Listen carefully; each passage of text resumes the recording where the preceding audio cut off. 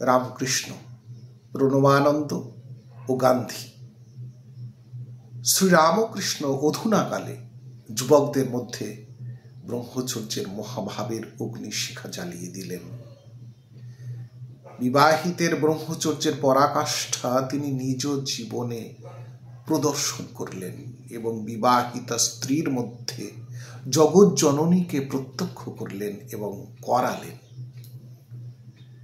সেই অগ্নিশিখায় উদ্দীপিত হয়ে প্রথম 12 জন যুবক যে সন্ন্যাসী সংঘের পত্তন করলেন, তার পূত পবিত্র প্রভাব বাংলা তথা ভারতে এবং বিদেশে ক্রমশ প্রসার লাভ করছে।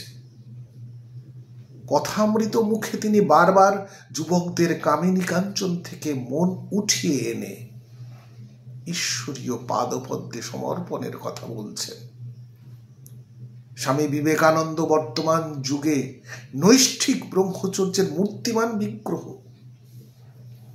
স্বল্পায়ু এই মহাপুরুষ ব্রহ্মচর্যের প্রতাপেই না জগৎটাকে কাঁপিয়ে দিয়ে গেলেন।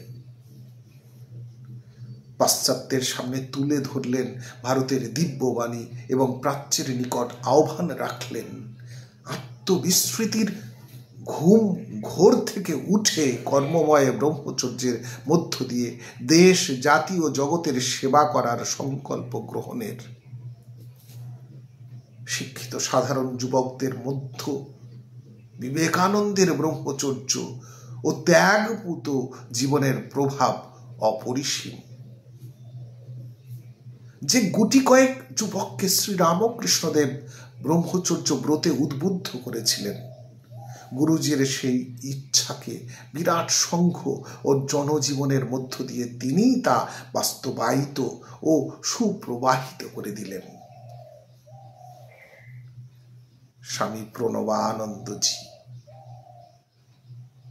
কিশোর এবং তরুণদের মধ্যে ব্রহ্মচর্য প্রতিষ্ঠার জন্য অক্লান্তভাবে পরিশ্রম করেন এবং দেহ, মন, আত্মায় বলিয়ান এক অত্যুন্নত হিন্দু মহাজাতির আবির্ভাব ব্রহ্মচর্য প্রভাবে সম্ভব করে তুলতে তিনি প্রয়াসী হন।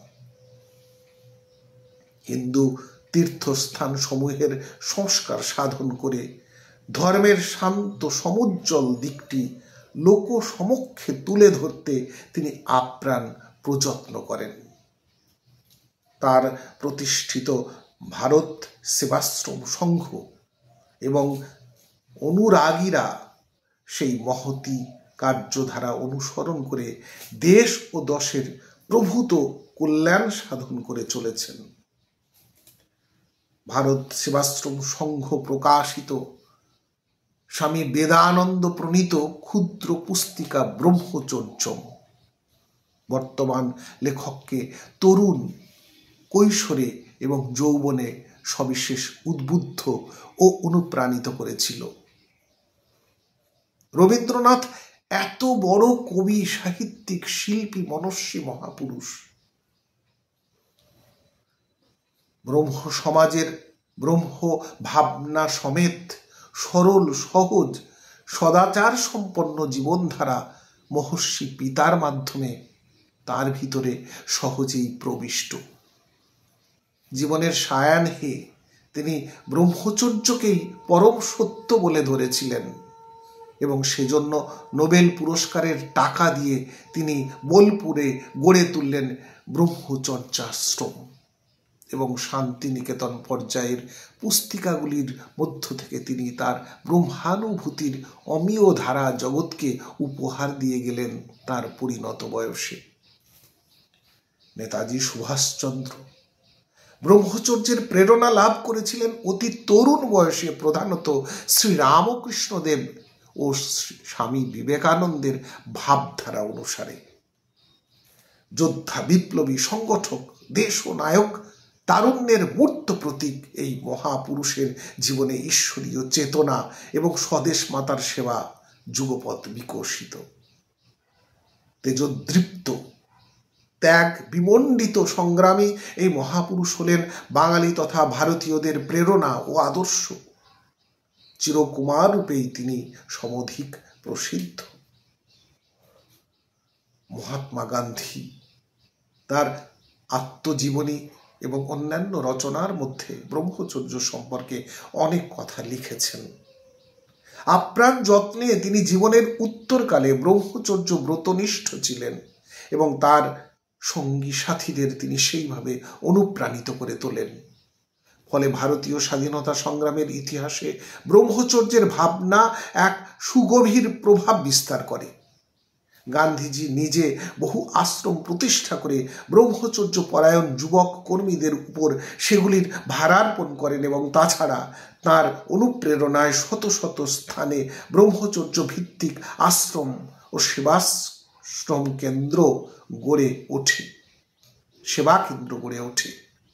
তার অনুগামী আচার্য বিনোবা ভাবে, আচার্য কৃপালিনী, জয়প্রকাশ নারায়ণ, প্রফুল্ল ঘোষ প্রভৃতি অসংখ্য কর্মবীর রাজনীতিক ও মনীষীদের জীবন সংযম ও ব্রহ্মচর্যের অনুশাসনে নিবদ্ধ। বস্তুত ভারতীয় স্বাধীনতা সংগ্রামের ইতিহাস ব্রহ্মচর্য ও সংযম সাধনার এক সুদীর্ঘ সমুজ্জ্বল ইতিহাস। বিরাট জনজাগরণ একমাত্র তাঁরই প্রভাবে সম্ভব হয়েছিল। ভারতীয় জনগণমন অধিনায়ক রূপে ব্রহ্মচর্য যেন চির প্রতিষ্ঠিত। খাঁটি ব্রহ্মচর্য যেখানে ভারত মনীষা ও পরিপূর্ণ মহিমায় সেখানে বিকশিত। পাঠ করলাম